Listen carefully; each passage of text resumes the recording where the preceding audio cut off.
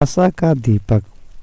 एक कमरे में 4 दीपक जल रहे थे और वहां के परिवेश में एक शांति छाई हुई थी। शांति भी ऐसी थी कि उनकी मंद स्वर में की जाने वाली बात को भी आसानी से सुना जा सकता था। पहले दीपक ने दुखी स्वर में कहा, मैं शांति हूँ, मुझे कोई बनाए नहीं रखना चाहता, मुझे बुझ जाना चाहिए।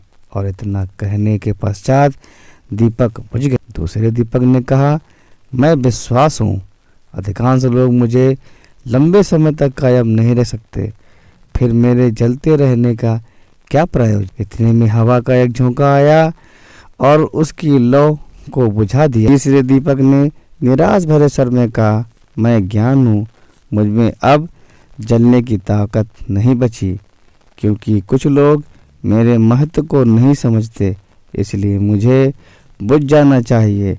निराशा की इन क्षणों में बिना एक पल की प्रतीक्षा में वह सभी बुझ गई।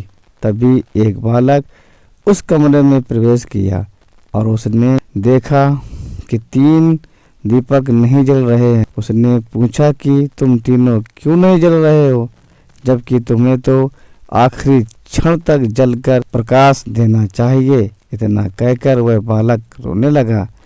चौथा दीपक जो अभी जल रहा था, उसने बालक का रोना देखकर कहा, मेरे जलते रहने पर तुम्हें रोने की कोई जरूरत नहीं, क्योंकि मैं आशा का दीपक हूँ।